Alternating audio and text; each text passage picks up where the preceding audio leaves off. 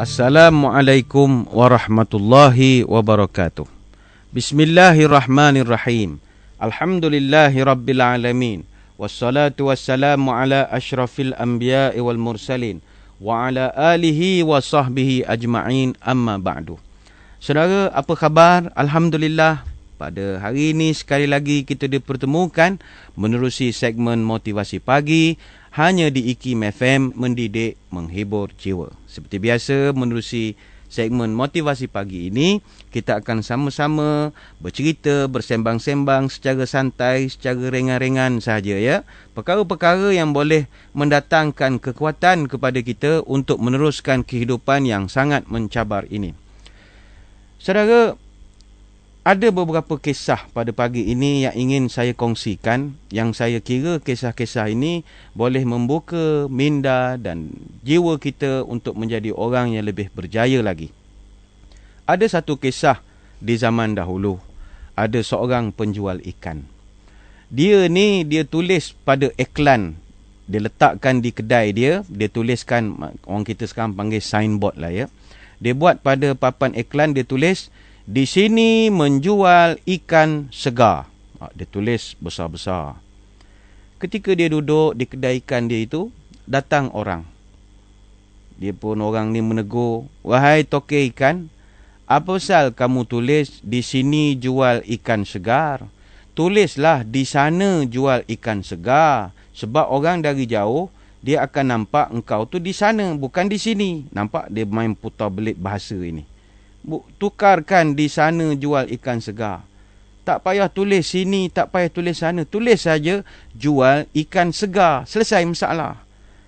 Tokek ikan ni kata betul juga, ya. Apa pasal nak tulis sini, sana, apa semua. Tulis je lah jual ikan segar. Dia pun pergi kedai iklan, tukar iklan baru. Dia tulis jual ikan segar. Tak ada dah perkataan di sini tu, tak ada dah. Dia tulis jual ikan segar. Dia pun duduk di kedai. Datang pula orang kedua menegur dia.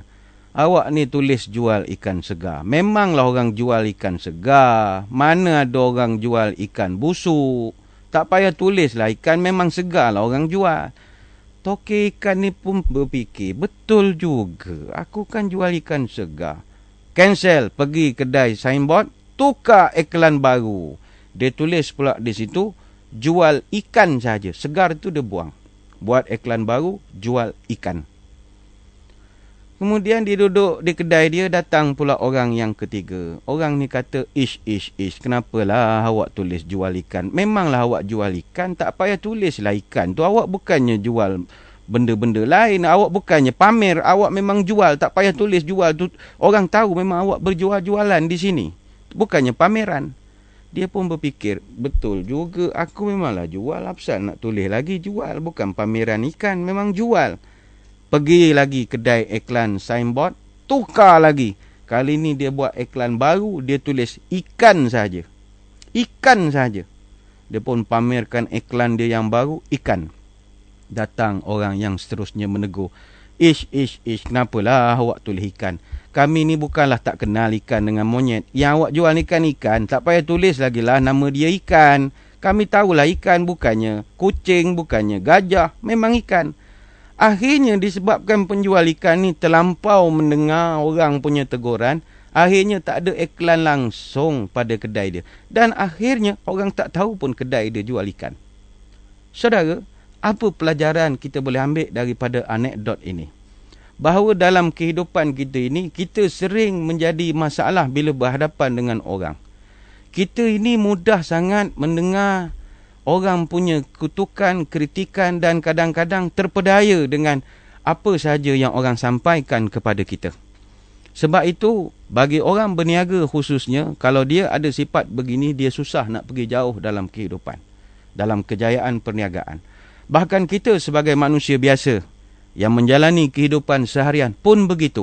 Walaupun kisah tadi kisah tentang penjual ikan, tetapi dalam kehidupan kita pun sama jugalah. Percayalah saudara, dalam hidup kita ini kita sering terpedaya dengan luaran seseorang. Orang datang kepada kita dengan penampilan begini, kita ikut dan percaya. Datang pula orang lain dengan penampilan begini, kita ikut dan percaya. Akhirnya kita tak tahu mana satu yang betul, mana yang pula yang salah. Sebab itu sebagai Muslim, kita telah diberikan pedoman di dalam Al-Quran. Al-Hujurat ayat yang ke-6 sangat bagus untuk kita jadi panduan dalam kehidupan sekarang ini. Allah Ta'ala menyebutkan suatu kalimat yang kita kena pegang elok-elok, iaitu apa sahaja berita, kritikan, nasihat, kutukan, komen, komentar yang diberikan oleh orang kepada kita, pada penghujungnya pegang kepada prinsip yang Allah ajarkan, fatabayyanu. Hendaklah kita buat clearance terlebih dahulu. Check and balance. Betul ataupun tidak nasihat tersebut? Betul ataupun tidak cerita-cerita tersebut? Adakah cerita ini nak menjahanamkan kita ataupun nak memajukan kita? Bercakap tentang persepsi, saya teringat satu cerita berkenaan persepsi ni. Ni ada satu cerita, ni kita tadi cerita ikan, ni kita cerita ayam goreng pula ya. Ada satu petang ada seorang pemuda. Dia datang ke sebuah restoran yang menjual ayam goreng dan dia membeli 5 ketul ayam goreng. Dia pun bawa ayam goreng itu pergi ke taman. Niat dia nak makan bersama dengan kekasihnya di bawah sepohon rendang yang romantik lah suasananya. Ketika pemuda ni tadi nak buka bungkusan ayam goreng tersebut, dia terkejut. Sebab dia tengok dalam bekas bungkusan itu bukannya ada ayam, tetapi ada duit. Duit sebanyak RM200. Rupanya kedai yang dia beli tadi, kelang-kabut, lupa nak taruh ayam. Dia taruh duit pula di dalam bekas ayam goreng. Lalu pemuda ini tadi pergi semula ke restoran dan dia pulangkan RM200 tu dan dia minta ayam goreng sebagai ganti. Tauke restoran begitu kagum. Dia kata, jujur betul awak ini ya. Saya tak pernah jumpa orang jujur pada awak. Boleh tahu nama? Saya nak panggil wartawan, televisyen, panggil orang radio apa semua. Biar buat wawancara dengan awak ni. Jujur sungguh zaman moden begini ni.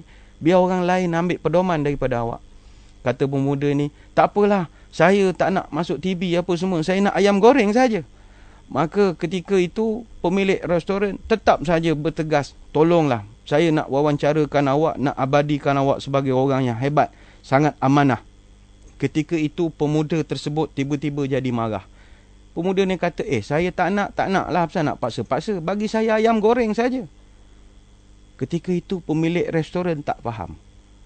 Kenapa awak ni jadi begini? Awak lah orang paling baik sekali, paling jujur, paling tulus, mulus, kudus dan transparent.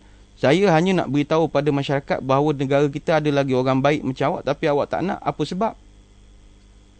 Rupanya lelaki ni kata, masalahnya ialah saya ni tadi beli ayam goreng, saya makan ayam goreng dengan kekasih saya. Sedangkan isteri saya ada di rumah. Nanti kalau dia tengok saya dalam televisyen, saya pergi berdating di bawah pokok, nanti saya kena hantam dengan isteri saya. Nah, apa pelajaran daripada anekdot ini juga? Bahawa kita sukar untuk menilai sesuatu kalau sekadar dengan penampilan. Fatabayyanu. Hendaklah kita tabayyun, check and balance betul-betul terhadap apa saja yang datang kepada kita. Sebagai terakhir, saya nak kongsikan dengan tuan-tuan bagaimana orang tua-tua zaman dahulu sangat berpesan kepada kita. Dalam kehidupan ini, walau apa juga rintangan yang datang, kata-kata cercaan daripada orang dan sebagainya lagi, ayo kita panjatkan tawakal kita kepada Allah Subhanahu Wa Taala. Mudah-mudahan Allah bantu kita dalam kehidupan kita ini.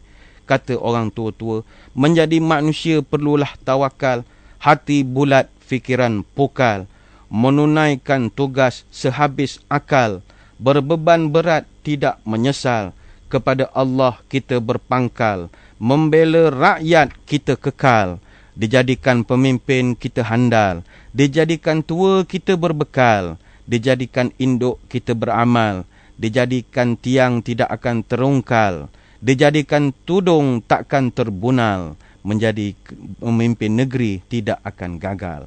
Mudah-mudahan kisah tentang tauke ikan yang terlalu mengikut persepsi pendapat orang ini tadi menjadi iktibar untuk kita menjalani kehidupan pada hari ini.